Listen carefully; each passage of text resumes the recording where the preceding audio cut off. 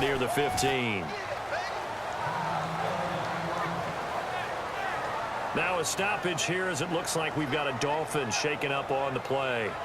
Definitely the last thing you want to see here in a preseason game. We'll be right back.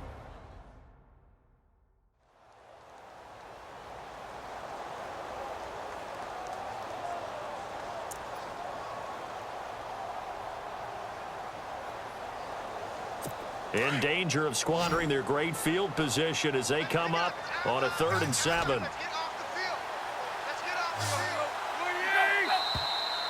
Now whistles and a flag, and I believe a Dolphin got going a little early. False start, offense. Now they nab the rookie there for the 5-yard penalty. So much going through his head. You know it just has to be, right? All of his assignments and realizing every game he plays, one of the better players in the league will be opposite him. From the gun on 3rd down, Tannehill. And he has the first down before he's tackled at the 5. They're able to convert on 3rd down, and that sets up a 1st and goal. They've made goal line offense a priority on the practice field this week. This is exactly the situation they've been prepping for. And before they can run another play, the clock hits triple zeros. And time is up on the first quarter. 3-3 our score. And we'll be back to South Florida after this. The NFL on EA Sports is presented by Snickers. You're not you when you're hungry. Snickers satisfies. Back now with Charles Davis. I'm Brandon Gaudin. Second quarter begins with the Dolphins in possession of the football. And they've got it here with a 1st down.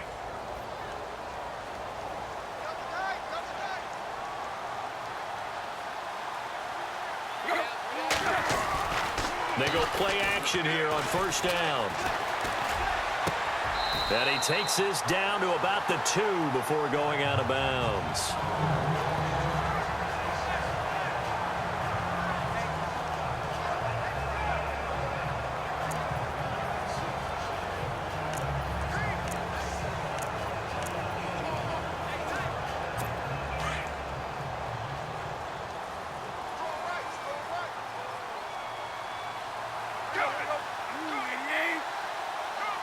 Second and goal from the 2-yard line. They'll run it with Williams.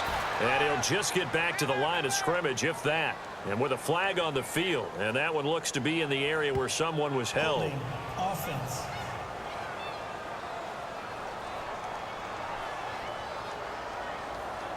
So no gain on the play. They'll decline the penalty to not give him the down back. And were you thinking to yourself that maybe they would take the yardage there? Yeah, because possibly. I definitely was. But as you noted, maybe they're just looking at the downs chart and saying, okay, we're comfortable where we are. Hey, we got tight left. Watch tight end. Watch tight end. Key tight end. They'll run it with Williams. That is not going to be any help as they dump him behind the line of scrimmage.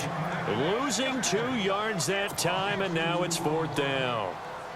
Now, this feels like old-school football because this has turned into a good old-fashioned goal line stand. So on offense, what do you do now? Do you decide to run it or throw it if you go for it on 4th down?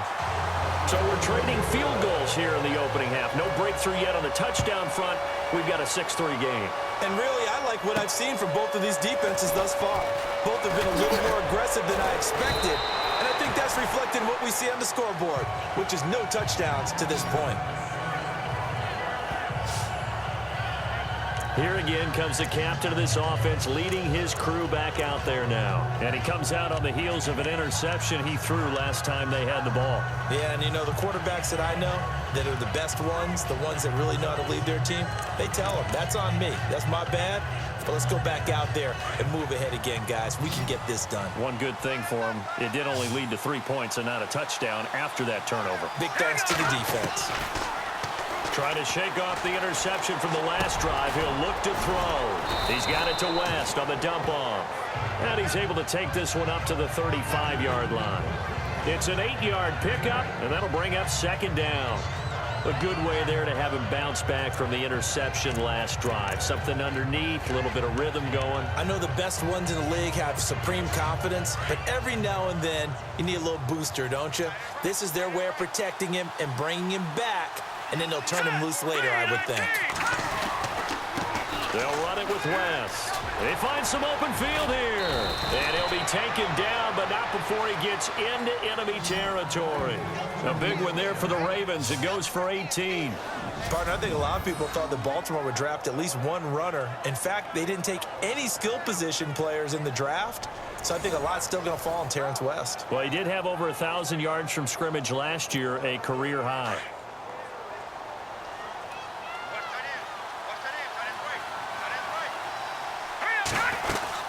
They'll run again here with West. And he's brought down. 11 more on that one and another first down. We use the word relentless a lot with guys who are aggressive on the field. In this case, it really fits, doesn't it? How about his ability to break tackles and his feet never stop moving?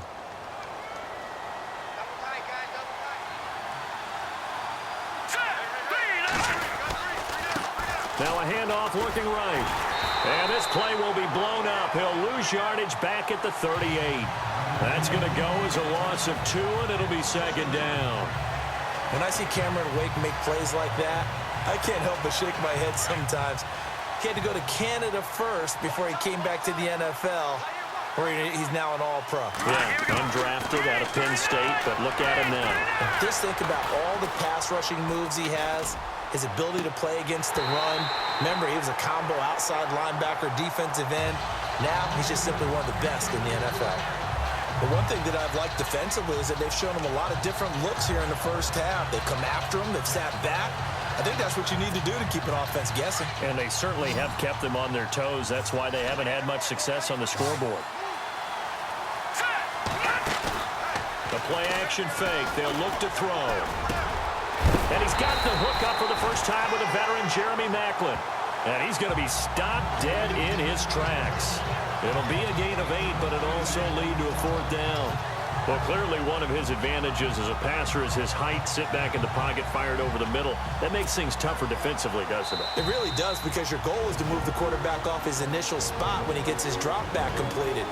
But when you have that type of height, he can stay in there. If he's willing to take the hits and just fire over the top, which saves him time and actually completes a play a little bit quicker than it normally does for a quarterback that has to slide and find open space to throw. So on 4th down, Flacco off to the sidelines. He gives way to Justin Tucker. He made his first, this from 47 yards out. And this one looks good. It is good. Right down the pipe. And that will tie things up at 6-6. So it's a 7-play drive, but it stalls out in the end. Let's credit the defensive front 7. They were a little leaky at the start of the drive, but they stiffened toward the end.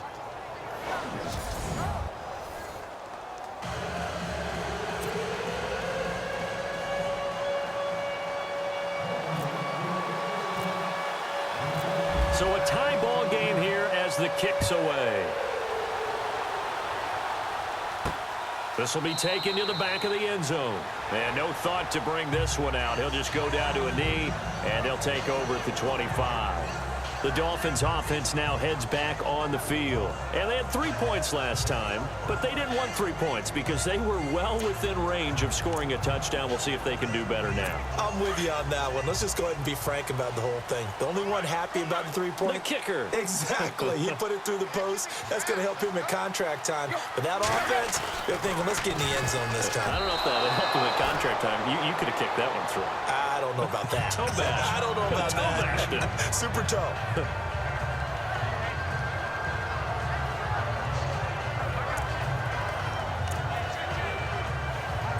Offense still needing 10 yards. 2nd down.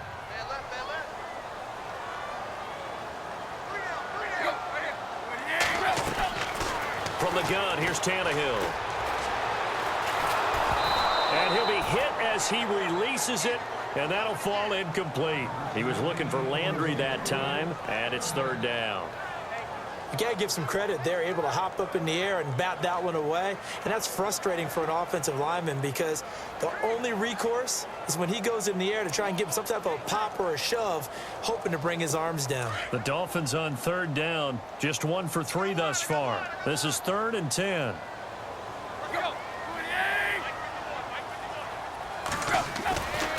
On the counter, here's Williams. And not a whole lot doing there as he'll get it up to about the 28-yard line. It's a gain of just 3, and the offense likely going to yield to the punting unit here on 4th down.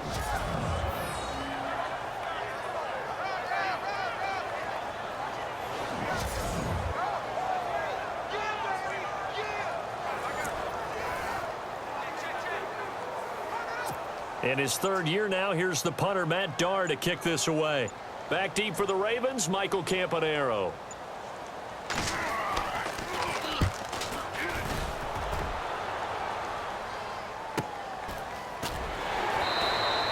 Great coverage there, holds him to a 2-yard return following a 50-yard punt. And the Ravens, they'll take over. Now the Baltimore offense heading back out onto the field. And last time able to get 3. It's not what they wanted. They wanted 6, but they got at least something. They mustered something out of the drive. They'll take it. I like the way you've described it. Not ideal, but they'll take it. Anything to put some points on the board. But this time on offense, they don't even want to see the field goal kicker trot on the field. They want that ball in the end zone. Yeah, they'll be going for 6. And he's got the veteran here. It's Mike Wallace. And he's able to get this one up to the 45-yard line. 23 yards on the play. That was a nicely run slant route, and what the receiver's trying to do is make the defender think he's going upfield for a deeper route, and then breaks it off, usually after about 3 to 4 steps, and cuts towards the middle of the field. And now what he's trying to do is use his body to keep the defender away from the football and give the quarterback a really nice target. 7 yards on the pickup there, and it'll leave him with a 2nd and 3. Getting had a ton of success here so far, but you get the feeling that he might be on the verge of popping one. Yeah, even on that one, there was a little bit of a hole, but it closed there quickly at the end.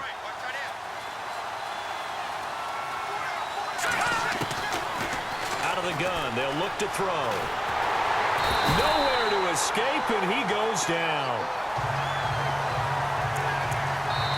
So we have reached halftime here with not much scoring between these two teams. 6-6 our score as we send you up to Orlando. And with our EA Sports Halftime Report, here's Larry Ridley. Thanks, Brandon. I'm Larry Ridley, and welcome to our EA Halftime Report.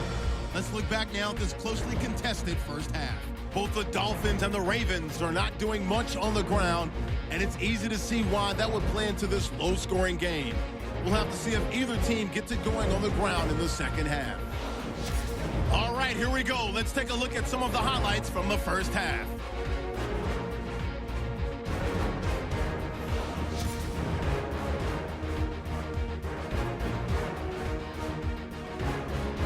Midway through the first quarter, Ajayi is able to get away with the stiff arm. He'll make it to the 32-yard line and then run out of bounds. Dolphins, as though, would settle for just a field goal.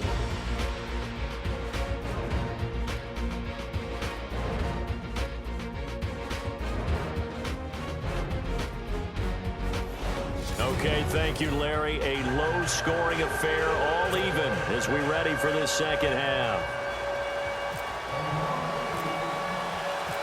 So both teams have their marching orders, and we'll get going again here in quarter number 3. Jakeem Grant now to return. And a nice return sets him up pretty good here at the 30-yard line. Out comes the Dolphins now. They'll go on offense first here in this third quarter. They have a chance to break our tie here as we get a look at the first drive of quarter 3. And it's such a tone setter, isn't it? Because both sides trying to seize momentum to begin the half.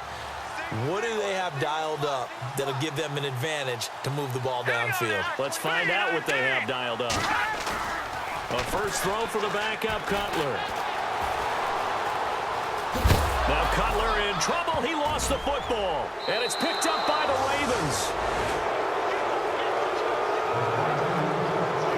No coach bet your team's ever happy when someone has a turnover, but if there's ever a good time to do it, preseason. yeah, right now. You know that come regular season, he's going to be ready to go, and maybe he'll remember, yeah, I don't want to do this when it comes time for the games to count.